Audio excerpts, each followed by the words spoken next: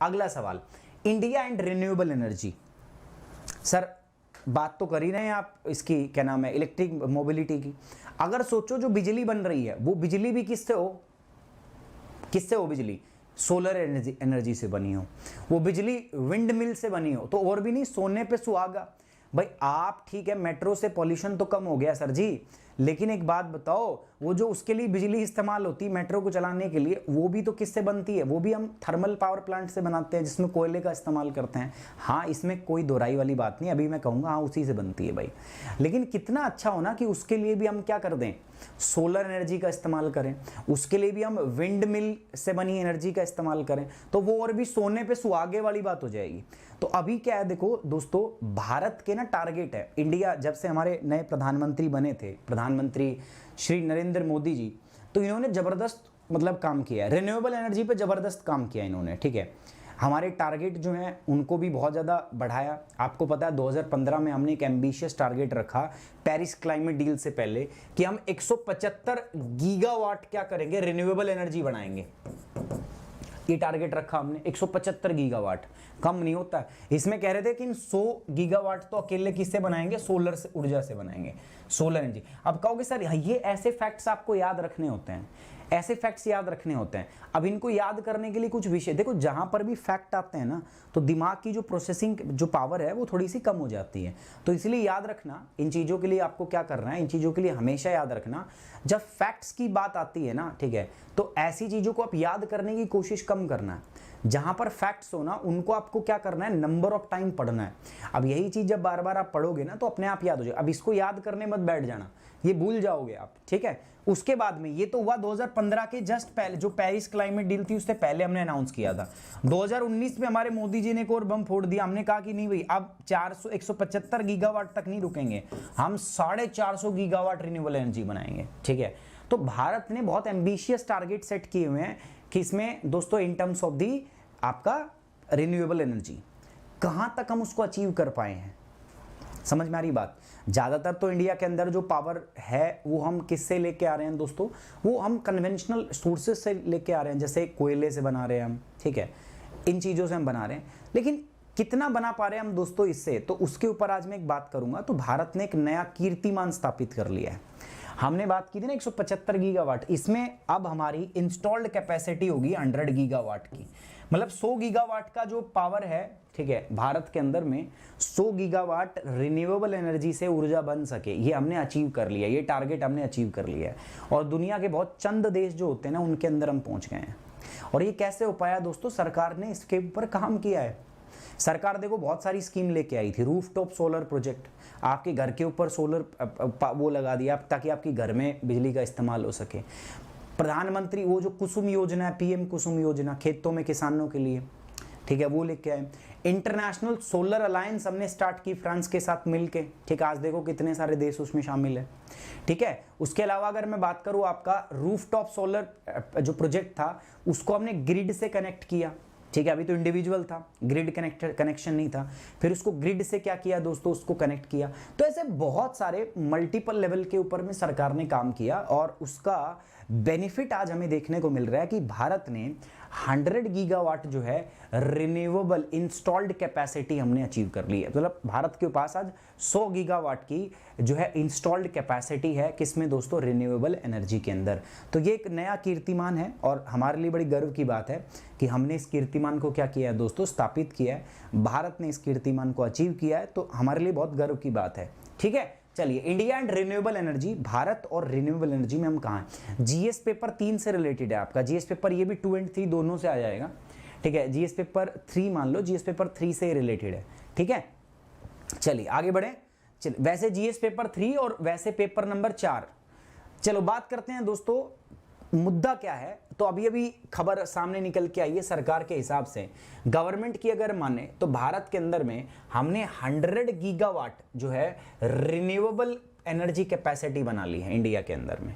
और इसमें से हाइड्रो पावर तो हटा दो, हाइड्रो पावर वो जिसमें हम पानी के द्वारा इलेक्ट्रिसिटी बनाते हैं ना, पानी को ऐसे बांध में स्टोर नहीं कर लेते हैं, डैम में स्टोर करके फिर पानी को टरबाइन पे गिराया जाता है, फिर उसे टरबाइन घूमती है, वो वाला सिस्टम छोड़ दो तुम, उसको तो हटा दो, वो भी रिन्यूएबल एनर्जी आता है। में आता है, वैसे अगर हम बात करें वो भी रिन्यूएबल एनर्जी में आता है, लेकिन मैं कह रहा हूं उसको तो हटा ही दो तुम, उसको तुम हटा भी रहे हो ना, तब भी भारत ने 100 गीगावाट पूरा कर लिया है। मतलब भारत में नवीकरणीय ऊर्जा के स्रोत से ऊर्जा प्राप्त करने की जो कैपेसिटी है, क्षमता जो है, हमने उसको 100 गीगावाट जो है क्रॉस कर लिया है। सरकार के अनुसार भारत में स्थापित अक्षय ऊर्जा क्षमता बड़े पवन बिजली को छोड़कर भी 100 गीगावाट जो है हमने इस कीर्तिमान को स्थापित कर लिया। अभी देश में भारत जो है वर्तमान में पूरी दुनिया में 4th पोजीशन के ऊपर है इंस्टॉल्ड रिन्यूएबल एनर्जी कैपेसिटी में।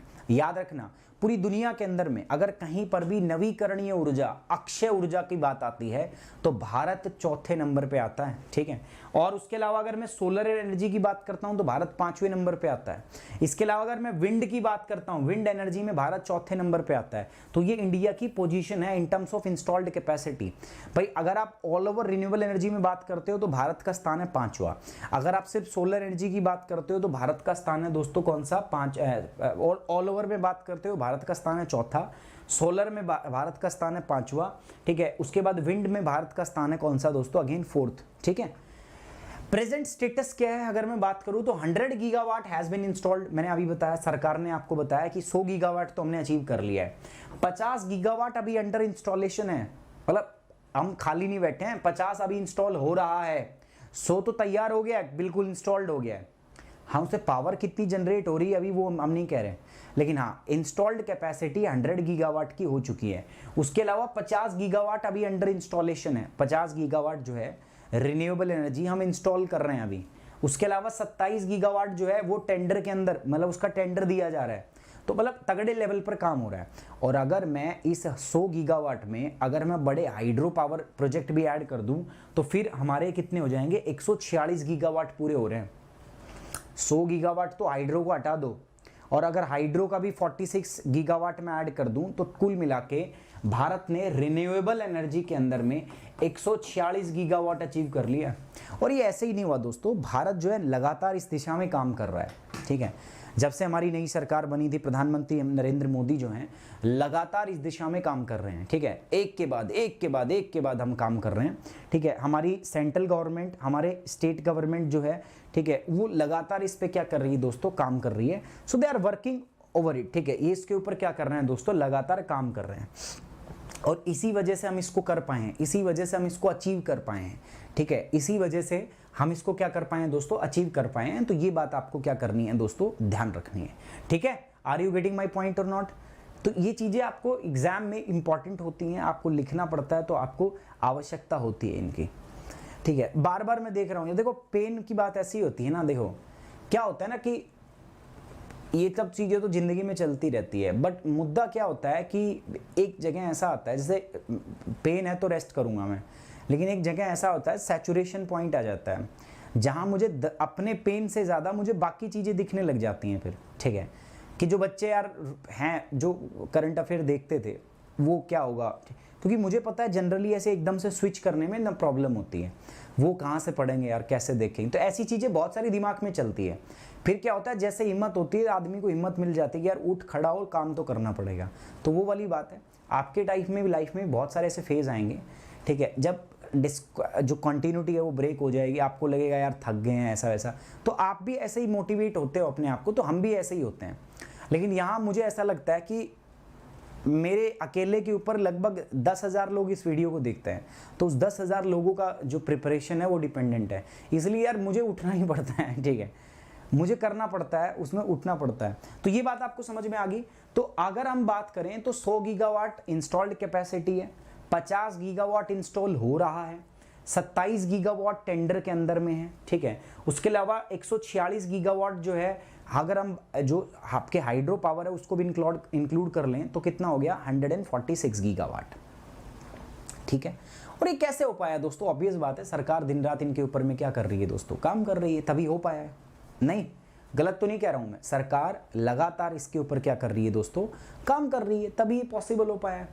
इंडिया की टारगेट क्या है रिन्यूएबल एनर्जी के, तो हम इंडिया जो है रिन्यूएबल एनर्जी को लेके हम बहुत मतलब हमारे टारगेट बहुत एम्बिशियस है।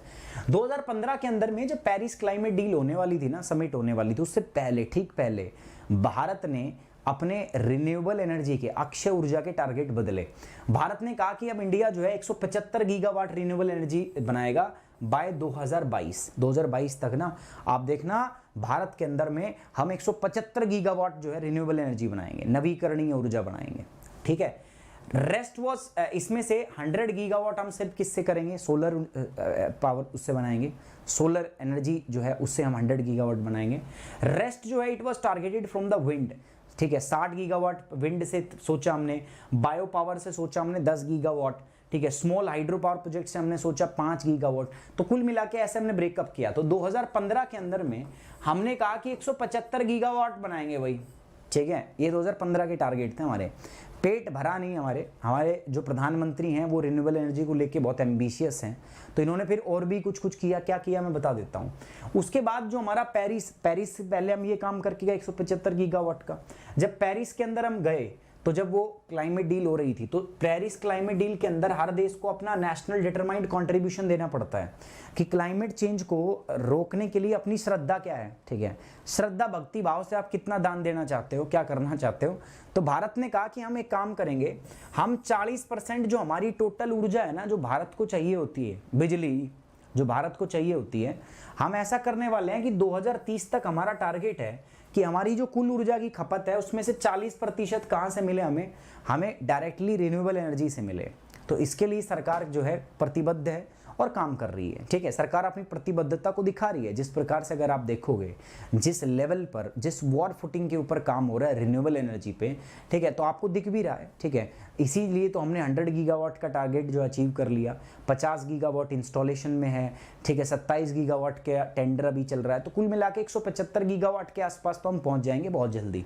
तो भारत ने उस टाइम पे कहा, 2015 में हमने कहा था कि हम 100 गीगावाट जो है वो हम इंस्टॉल्ड कैपेसिटी कर लेंगे सोलर से, मतलब कुल मिला के 175 गीगावाट हम बना लेंगे 2022 तक, ये हमारा टारगेट था।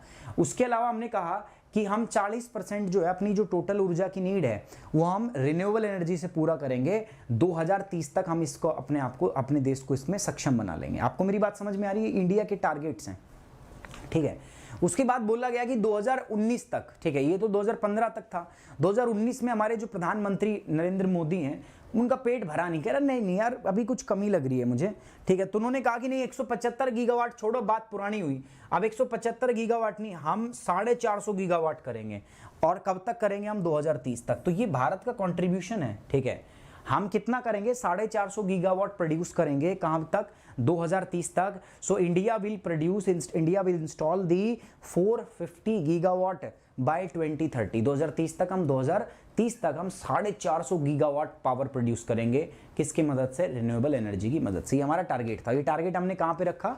ये टारगेट हमने रखा दोस्तों किसके सामने? यूनाइटेड नेशन का जो क्लाइमेट एक्शन समिट था ना, वहां पे हमने टारगेट किया, वहां पे हमारे मोदी साहब ने एड्रेस किया, ठीक है। तो अब ऐसा किया। अच्छा, पुराने टाइम पे क्या होता था ना, आपने पता नहीं देखा हो ना देखा हो, मैं बता देता हूँ। जब भी ऐसी कोई समिट होती है ना, इंटरनेशनल समिट होती है, उसके ऊपर कोई भाषण देता था। पहले टाइम पे मैं बड़ा, जब उस टाइम पे मैंने तैयारी शुरू की थी तो मैं बड़ा ऑब्जर्व करता था। हमारे पहले उस टाइम जब मैंने तैयारी शुरू की तो प्रधानमंत्री होते थे मनमोहन सिंह जी। तो मनमोहन सिंह जी जब भी जाके विदेश में जाके भाषण दे के आते थे ना क्लाइमेट चेंज पे, वो आते थे ना, मतलब भाषण दिया उन्होंने विदेश में, यूएन के अंदर, यूएन क्लाइमेट समिट में जाके भाषण दिया। वो इंडिया में आते थे तब तक पेट्रोल डीजल की कीमतें बढ़ जाती थी। मैं सोचता था यार हर बार ऐसा क्यों होता है, ठीक है, हर बार ऐसा क्यों होता है भाई। उधर जाके उन्होंने बात की कि हम क्लाइमेट चेंज को रोकने के लिए काम करेंगे। अब क्लाइमेट चेंज को रोकने के लिए आप काम कैसे करोगे? तो वो काम ऐसे ही होता था, ठीक है। पेट्रोल डीजल के दाम बढ़ा दो, जो पैसा आएगा कर के रूप में उसको किस में इस्तेमाल करो? इसी में, रिन्यूएबल एनर्जी में इस्तेमाल करो, ठीक है। लोगों पे आपने टैक्स लगा दिया, पेट्रोल डीजल को महंगा कर दिया तो लोग कम इस्तेमाल करेंगे, पब्लिक ट्रांसपोर्ट वगैरह वगैरह। तो ऐसे होता था, ठीक है। तो मैं ऐसे ध्यान रखता था। तो ये हमने टारगेट रखा है कि हम 450 गीगावाट कर देंगे। कब तक? 2030 तक। सर रिन्यूएबल एनर्जी होती क्या है? सवाल ये भी आ जाता है, रिन्यूएबल एनर्जी होती क्या है और कौन कौन सी एनर्जी जो है वो रिन्यूएबल एनर्जी के अंदर में इंक्लूड होती है, ठीक है, ये सवाल आता है। चलिए देखो, रिन्यूएबल एनर्जी हम उनको कहते हैं जो हमें नेचुरल, जिनका सोर्स नेचुरल हो। ऑब्वियस बात है, अगर मैं बात करूं फॉसिल फ्यूल का तो सर उनका भी नेचुरल है भाई। डीजल पेट्रोल तो मिलता है ना, प्राकृतिक रूप से मिलता है ना। अब उसका कोई ऐसा थोड़ी ना कि आदमी ने डीजल पेट्रोल बना दिया, हाँ वो भी नेचुरल है, बट वो क्या है ना कि वो कॉन्स्टेंटली रिप्लेनिश नहीं हो सकता। एक बार जो आपने कच्चा तेल निकाल लिया धरती से, ऐसा नहीं कि उस कुएं के अंदर में दोबारा आप तेल बना दोगे, रिप्लेनिश नहीं हो रहा वो, ठीक है। रिप्लेनिशमेंट रेट बहुत कम है। आपने तेल इस्तेमाल कर लिया कच्चा तेल, उसके बाद उसको भरने में, उतना बनने में मतलब बहुत लंबा समय लगेगा। दूसरी ओर कुछ ऐसे रिसोर्सेज होते हैं जिनको आप जितना इस्तेमाल करो तुरंत रिप्लेनिश हो जाएंगे। अब विंड एनर्जी, हवा से बिजली बन रही है, अब हवा तो चलेगी यार, चलती रहेगी हवा, तो आप बनाओ ना, कितनी ऊर्जा बना सकते हो। सूर्य रोज निकलेगा, सन रोज आएगा, ठीक है भाई, आप बनाओ कितनी ऊर्जा बना सकते हो, सूरज मना थोड़ी ना कर रहा है आपको। तो ऐसी ऊर्जा को हम बोलते हैं रिन्यूएबल एनर्जी, जो जितनी जल्दी आप कंज्यूम करते हो उतनी जल्दी रिप्लेनिश हो जाती है, ठीक है। नेचुरल सोर्स है, रिप्लेनिशमेंट रेट बहुत ज़्यादा फास्ट है आपका, ठीक है। और साथ साथ में कार्बन फुटप्रिंट बहुत कम है। इंपॉर्टेंट बात क्या है, कार्बन फुटप्रिंट कम है उनके, उसको हम बोलते हैं रिन्यूएबल एनर्जी। इसमें कौन कौन सी आएगी, जैसे बता देता हूं मैं आपको। Renewable energy often referred as the clean energy, इसको कई जगह ऑफन भी बोलते हैं हम इधर, बाकी इंग्लिश मूवी देखोगे तो इसको ऑफ्टन कह देते हैं, ठीक है। तो ये दोनों एक ही बात है, तो ऐसा मत कहना कि सर ये ऑफन है ऑफ्टन है। आप मूवी देखोगे इंग्लिश मूवीज को ऑफ्टन कह देते हैं वहाँ पे, तो ऑफन ऑफ्टन प्रोनाउंसिएशन का कभी कोई लोचा नहीं होता, आराम से, कोई टेंशन वाली बात नहीं है। Clean energy and it comes under, हमारे साथ में एक टीचर थे, हमें पढ़ाते थे 12 में मैथ, ठीक है, तो वो पीपल को प्यूपिल बोलते थे, प्यूपिल, ठीक है। सिंपल को, सिंपल जो होता है ना उसको सिंपल बोलते थे, ठीक है। तो ऐसे थोड़ी ना होता है, कोई टेंशन वाली बात नहीं है उसमें। So renewable energy often referred as the clean energy and it comes from natural. So ये क्लीन होती है, साफ। क्लीन और अनक्लीन, अनक्लीन क्या होता है, जिसका कार्बन फुटप्रिंट ज्यादा हो, क्लीन जिसका कार्बन फुटप्रिंट कम हो, जिससे कार्बन कम रिलीज होता हो, ठीक है। It has minimum carbon footprint minimum है, ना के बराबर कार्बन फुटप्रिंट होता है इसका। इसमें सोलर एनर्जी आती है, इसमें विंड एनर्जी आती है, इसमें जियो थर्मल एनर्जी आती है, इसके अंदर टाइडल एनर्जी आती है, हाइड्रो इलेक्ट्रिक पावर आती है इसके अंदर बायोमास एनर्जी आती है। तो ये सारी चीजें आपका आती है किसके अंदर में प्यारे बच्चों, this all comes under the renewable energy, सब रिन्यूएबल एनर्जी के अंदर में आती है। Why renewable energy, sir renewable energy की क्यों क्या जरूरत है, ठीक है, क्यों, जब ऑलरेडी डीजल पेट्रोल वाला है सिस्टम, तो हमें रिन्यूएबल एनर्जी बनाने की क्या जरूरत है, ये विंड फार्म लगाना, ये क्यों कर रहे हैं हम। तो दोस्तों देखो इसके लिए काम क्या है, देखो सबसे पहली बात तो सस्टेनेबल मतलब क्या है, आज आप तेल इस्तेमाल कर लो सारा का सारा, कल भविष्य की जनरेशन के लिए तेल बचेगा नहीं। लेकिन आप सूर्य की ऊर्जा कितनी भी इस्तेमाल करो, आज भी इस्तेमाल करो, अपने बच्चों के लिए भी छोड़ के जाओगे, वो खत्म नहीं हो रही। पहली बात ये सस्टेनेबल है, energy generated from the renewable sources will be cleaner and greener and more sustainable. ये कह रहा है कि जो अक्षय स्रोतों से आप ऊर्जा प्राप्त करते हो वो स्वच्छ होती है, हरित होती है और अधिक टिकाऊ भी होती है। इससे क्या होता है भाई, अगर आप सोच के देखो, अब हम नए हम वो बना रहे हैं, ठीक है, सोलर पार्क बना रहे हैं, ठीक है, हम सोलर एनर्जी को बढ़ावा दे रहे हैं, तो सोलर एनर्जी को बढ़ाने के लिए हमें वो बनाने पड़ेंगे ना सोलर पैनल। तो एक नई इंडस्ट्री हमें खड़ी करनी पड़ रही है, और इस नई इंडस्ट्री के अंदर में नए लोगों की आवश्यकता होगी, इससे एम्प्लॉयमेंट भी जनरेट होगा, तो सस्टेनेबल है। दूसरा, इससे एम्प्लॉयमेंट अपॉर्चुनिटी जनरेट हो रही है। अब मैंने इलेक्ट्रिक व्हीकल की बात की थी, तो उसके लिए आपको स्टोरेज इंफ्रास्ट्रक्चर बनाना पड़ेगा ना, बैटरी, तो उस फील्ड के अंदर में ज़्यादा जॉब्स आएंगी, ज़्यादा आपकी इंप्लॉयमेंट जनरेट, सेम एम्प्लॉयमेंट जो है opportunity. Inclusion of newer technology simply means more employment. कोई भी नई तकनीक जब आती है उस पर देश में काम होता है ना, तो सिंपल से उसका मतलब क्या है दोस्तों, ठीक है, उसका मतलब ये हो जाता है कि उसके अवसर जो है रोजगार के अधिक हो जाते हैं, ठीक है। सर वर्ल्ड ज्योग्राफी आपकी मिशन आईएएस की गजब थी, पर 40 पार्ट तक है यार, उसके कुछ पार्ट जो है ना आपके, ठीक है, कुछ पार्ट जो हैं उसके अंदर में ऐसा हो सकता है कि जैसे कुछ पार्ट मिसिंग हो, ठीक है। सो वो हो सकता है, मैं मान सकता हूं, तो उसके ऊपर थोड़ा सा हम क्या करेंगे, पुराने वीडियोस आप देख लीजिए, वर्ल्ड ज्योग्राफी के लिए बेस्ट है वो।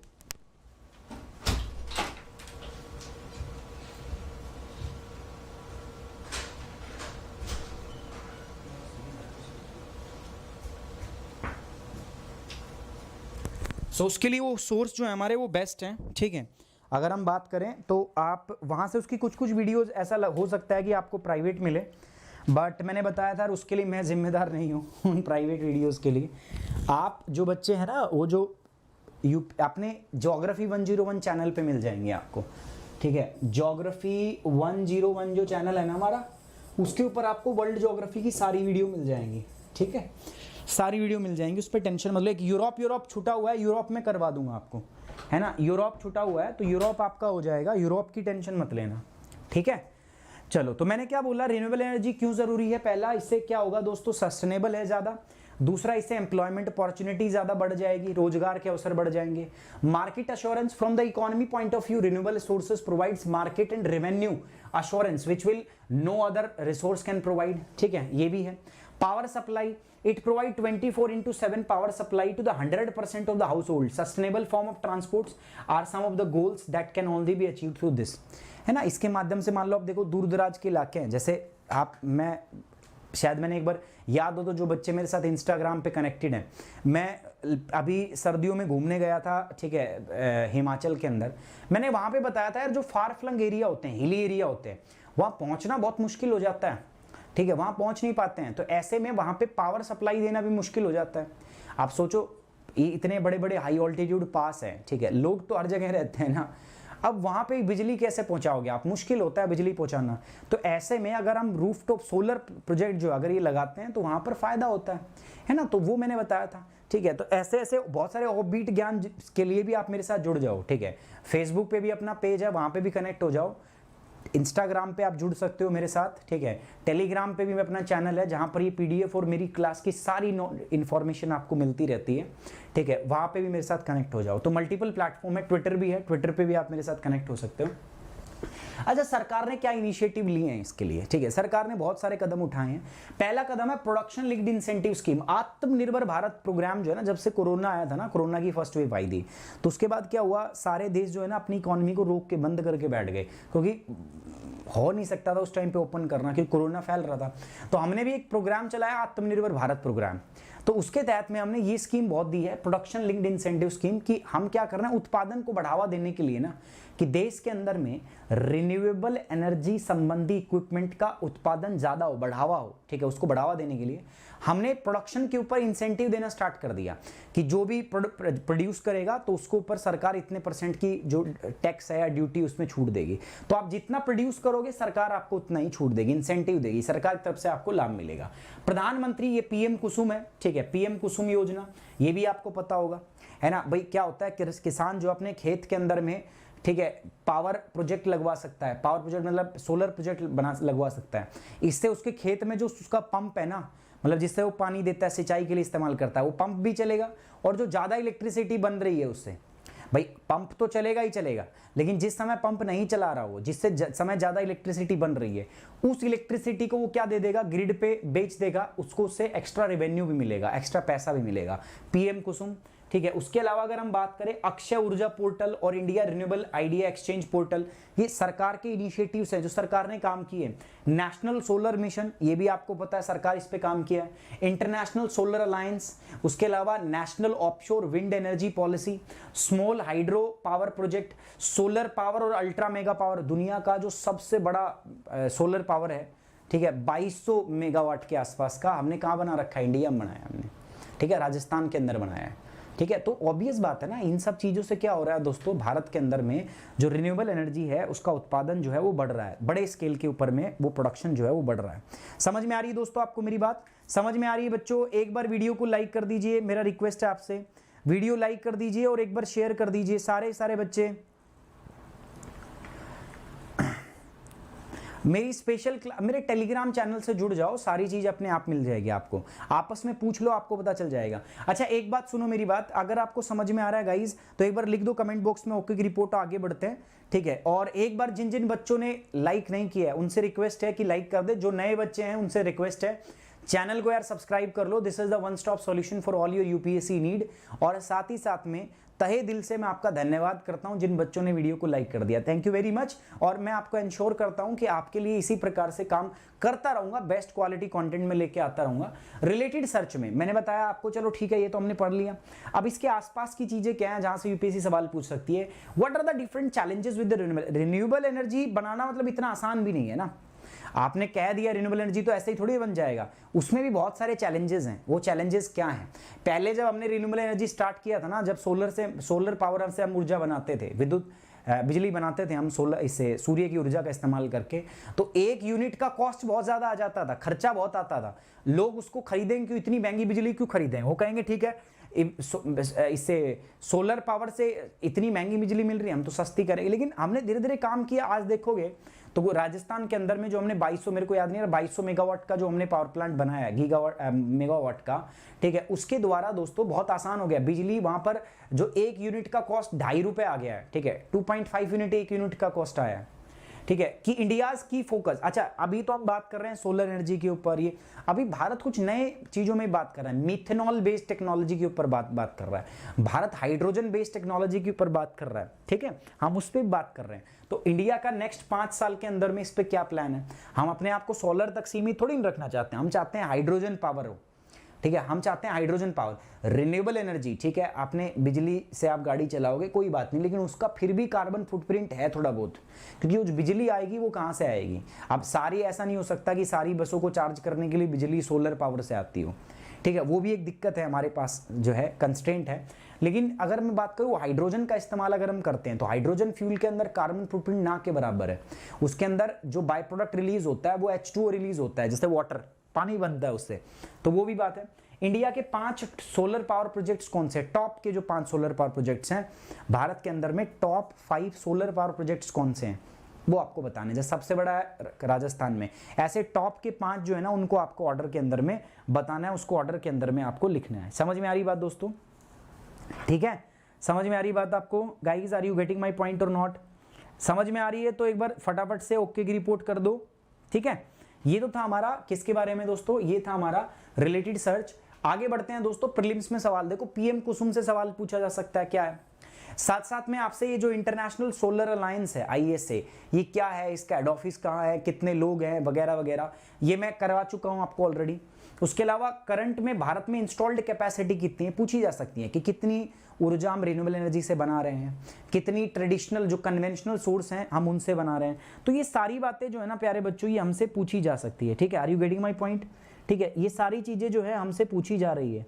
समझ में आ रही बात आपको दोस्तों? ठीक है,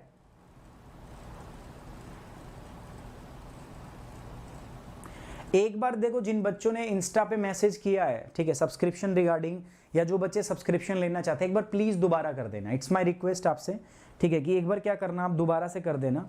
इट्स माय रिक्वेस्ट, ठीक है, ये रिक्वेस्ट है मेरी, प्लीज यार एक बार आप दोबारा कर देना उसको, ठीक है। तो हो सकता है मैंने ना देखा हो, कोई बात नहीं, आप मेरे को मेल कर सकते हैं, मेल पे आप मेरे से बातचीत हो सकती है आपकी, ठीक है, तो मेल कर सकते हो आप, और उस पर आप मेरे को बता सकते हो, ठीक है। Are you getting my point? समझ पा रहे हो दोस्तों मेरी बात?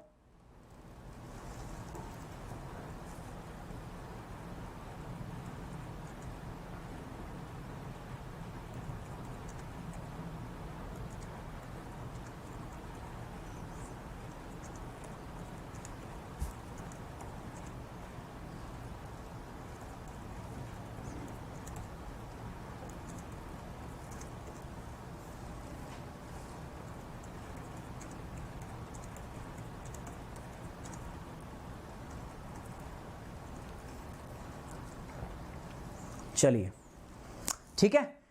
सो ये हो गया प्रीलिम्स के हिसाब से इंपॉर्टेंट चीज।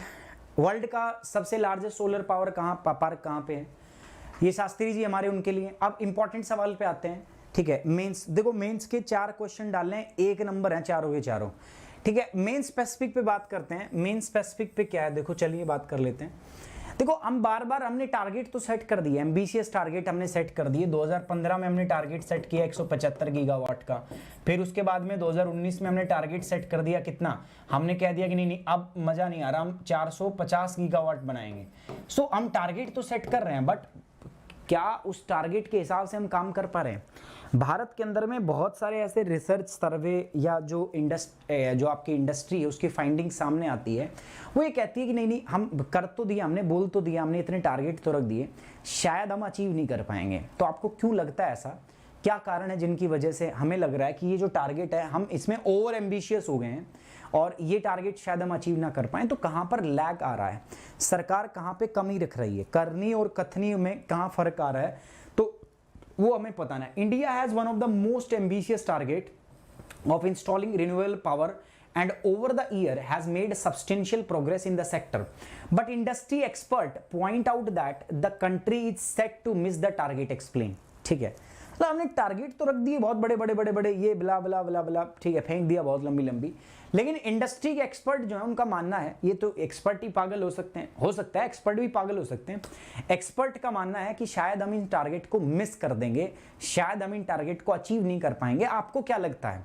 अगर आपको भी ऐसा ही लगता है तो आप एक्सप्लेन कर दीजिए इस बात को, ठीक है। नहीं लगता तो नहीं कर देना कि नहीं हम अचीव कर लेंगे, तो इसके बारे में आपको बताना है। तो प्यारे बच्चों, सवाल का जो इसका फ्रेमवर्क है वो ऐसे ही रहेगा, इंट्रो, बॉडी और उसके बाद में क्या रहेगा, conclusion. So we can start with the current affair, ठीक है। सबसे पहले तो मैं आपको बताऊंगा, आप रिन्यूएबल एनर्जी, इसमें कीवर्ड रिन्यूएबल एनर्जीज हैं हमारी, क्या है कीवर्ड, क्या इसमें आ रही रिन्यूएबल एनर्जी, तो इसके बारे में आप बताओगे, इसके बारे में आप प्रेजेंट स्टेटस बताओगे, इसका क्या है भारत के अंदर में। अभी मैंने बताया इंस्टॉल्ड कैपेसिटी 100 गीगावाट की हमने अचीव कर ली है। उसके अलावा आप बताओगे रिन्यूएबल एनर्जी में होता क्या है, इसको डिफाइन करोगे आप, जैसे मैंने आपको डिफाइन करके बताया था, ठीक है, वो आप बताओगे, ठीक है। करंट से स्टार्ट कर सकते हैं, ठीक है, मैंने बताया था, और करंट अफेयर से ही मैंने स्टार्ट करने को बताया। 100 गीगावाट वाली जो खबर है आप ये लिख दोगे, ठीक है। आप भारत की पोजीशन बता सकते हो इसके अंदर में, भारत इसमें कहाँ पोजीशन है, तो ये सब आप इंट्रो में लिख सकते हो, भारत की पोजीशन कहाँ है, ठीक है। मैंने बताया भाई रिन्यूएबल एनर्जी में हम दुनिया में चौथे नंबर पे, सोलर में 5वें पे, विंड में चौथे नंबर पे आ रहे हैं। उसके बाद बॉडी में हम बात क्या करेंगे दोस्तों, इस पे हम बात करेंगे कि क्यों ऐसा लगता है हमें कि हम इस टारगेट को मिस करने वाले, टारगेट की बात हुई है। तो टारगेट में आप बताओगे 2 टारगेट हमारे, पहला 2015 वाला टारगेट, फिर आप बात करोगे 2019 वाला टारगेट। 2015 का टारगेट क्या है, 175 गीगावाट। इधर आप बताओगे दोस्तों कितना है आपका, 450 गीगावाट। कब कब बोला, ये पेरिस क्लाइमेट से पहले बोला हमने, और ये यूएन जो समिट थी क्लाइमेट एक्शन की, वहां पर बोला, ठीक है। उसके बाद आप बताओगे कितना हमने अचीव कर लिया, तो वर्तमान में हमारे पास 100 गीगावाट तो इंस्टॉल्ड है। उसके अलावा अगर मैं बात करूं आपका 50 गीगावाट इंस्टॉलेशन में, मतलब कुल मिला के ले दे के अगर मैं बात करूं तो 175 गीगावाट तक हम पहुंच जाएंगे, ठीक है। 2022 तक हमें उम्मीद है कि 175 गीगावाट का, अभी ऐसा लग रहा है कि हम इसको क्या कर लेंगे, अचीव कर लेंगे। बट इसमें बहुत सारे ऑब्स्टिकल्स थे दोस्तों। ऑब्स्टिकल्स क्या कहते हैं, lack of government policy, lack of state support. बहुत सारे राज्य ऐसे हैं जो इसको सपोर्ट नहीं कर पा रहे, नहीं कर रहे, ठीक है। गुजरात में हो रहा है, इसमें हो रहा है, ठीक है, राजस्थान में हो रहा है। बट बहुत सारे स्टेट ऐसे हैं जिनके पास में सोलर पावर प्रोजेक्ट बनाने की भी इतनी जमीन नहीं है, लैंड नहीं है, तो नहीं हो पा रहा। एम्बिशियस टारगेट हमने बड़ा सेट कर दिया। अब हरियाणा के अंदर थोड़ी ना सोलर, वो विंड से आप एनर्जी बना सकते हो भाई, विंड से एनर्जी आप कहाँ बना सकते हो, कोस्टल एरिया के अंदर। कोस्टल एरिया के अंदर भारत में सिर्फ मैं बात करूँ तो 9 राज्य ऐसे हैं जहाँ पर इससे बिजली बना सकते हो, ठीक है। तो ये सारे कंस्ट्रेंट्स हैं, तो ये बताना। ऊपर से कोविड की अपनी अलग मार है, ठीक है। कोविड की वजह से मैन्युफैक्चरिंग कैपेसिटी हमारे पिछले 2 साल से कोविड की वजह से आपकी जो इंडस्ट्री है वो बंद पड़ी है, ठप पड़ी है, तो प्रोडक्शन ठप पड़ा है यार, ठीक है। तो कैसे आप कर लोगे, फंडिंग नहीं है भाई। जो सरकार के पास पैसा था, सरकार को पैसा जो लगाना चाहिए था रिन्यूएबल एनर्जी में, सरकार को जो आपका R&D करनी थी, वो सारा पैसा किधर जा रहा है दोस्तों, हेल्थ इंफ्रास्ट्रक्चर में जा रहा है, कोविड केयर के लिए जा रहा है दोस्तों। ऊपर से सरकार का बटुआ पहले ही खाली हो चुका है, सरकार के पास पैसा आ नहीं रहा। तो दिक्कतें बहुत सारी, एक नहीं है, दो, बहुत सारी मल्टीपल प्रॉब्लम्स है, मल्टीपल दिक्कत हैं जिनकी वजह से चीजें हो रही हैं, ठीक है। तो आपको फिर लिखना है और लास्ट में ऑप्टिमिस्टिक सॉल्यूशन आपको दे देना है, ठीक है। ठीक है, हो सकता है, लेकिन कहते हैं ना, जीरो से कुछ ना करने से तो कुछ कर ले तो भला है, ठीक है। मान के चलते हैं कि 2030 तक हमारा टारगेट है 450 गीगावाट का। मान लो 450 गीगावाट नहीं, लेकिन 350 गीगावाट पहुंच गए तो कम थोड़ी ना है। अरे 20 गीगावाट था हमारे यहाँ पे टोटल पावर प्रोडक्शन, आज 20 से बढ़ के 100 गीगावाट हो गया है, तो अच्छी बात है ना। कुछ ना से तो कुछ अच्छा सही है ना। तो ऑप्टिमिस्टिक होते हुए आपको यहां पर बताना है, ठीक है। समझ में आ रही बात प्यारे बच्चों, समझ में आ रही है? तो लिख लोगे ना मेरे हिसाब से, इस प्रकार से पूरी रूपरेखा लिखनी है। पूरा लगभग मैंने आपको एक्सप्लेन कर दिया है, अब आपको कर लेना है, ठीक है। ये कर लेना आपको, उम्मीद करता हूं आप कर लेंगे, ठीक है। इसी के साथ मैं आगे बढ़ता हूं और एक बार आपसे रिक्वेस्ट भी करता हूं कि अगर आप कर लोगे तो फटाफट से एक बार ओके की रिपोर्ट कर दो यहाँ पे, ठीक है। ओके की रिपोर्ट कर दो जल्दी से। और जिन बच्चों ने वीडियो को लाइक नहीं किया है, एक बार प्लीज लाइक कर दो। 1200 लाइक तक पहुंचना है, बहुत नजदीक है हम 1200 के, ठीक है। बस मात्र 350 लाइक्स जो है हमें चाहिए, ठीक है। मात्र 350 नहीं, 250 250 लाइक्स हमें चाहिए और हम 1200 तक पहुंच जाएंगे। ये हो गया। वैसे मैंने आपको बताया ना, अकेडमी आपको जीएस के अंदर में 2 प्रकार के सब्सक्रिप्शन दे रही है, प्लस और आइकॉनिक। जीएस के अंदर मिलते हैं आपको ये 2 प्रकार के सब्सक्रिप्शन। जीएस के अंदर में जो प्लस सब्सक्रिप्शन होता है उनके प्राइस ये हैं, बट जैसे ही आप मेरा कोड लगाओगे, मेरा कोड है सुमित10, तो आपका डिस्काउंट क्या हो जाएगा, आपका डिस्काउंटेड प्राइस ही हो जाएगा। इसी प्रकार से आइकॉनिक में भी ऐसा ही होता है। ये हमारे क्या है, ये हमारे आपके नॉर्मल प्राइस है, बट ये जब आप मेरा कोड लगाओगे तो these are the my discounted prices, ये मेरे डिस्काउंटेड प्राइजेज है, प्लस और आइकॉनिक, ठीक है। सो याद रखिएगा बच्चों, ये टेलीग्राम चैनल है, यहाँ पर आपको इस करंट अफेयर की PDF मिल जाती है, प्लस मेरी क्लास का नोटिफिकेशन सारा आपको यहीं मिलता है। ये मेरा कोड है सुमित 10 जो आपको यूज़ करना है फॉर एन अकेडमी के लिए, डिस्काउंट के लिए। सो उम्मीद करता हूँ आपको लेक्चर पसंद आया। सो गाइज अगर लेक्चर पसंद आया प्लीज़ दोस्तों लाइक करना, वीडियो को शेयर करना और सब्सक्राइब करना। आपके सपोर्ट से ही दोस्तों मैं इस चैनल को हर स्टूडेंट के स्पीच में लेके जा सकता हूँ। Thank you very much, take care, bye bye, जय हिंद, लव यू। और हाँ, नए बच्चे चैनल को सब्सक्राइब करना और बेल आइकन को प्रेस करना ना भूलें।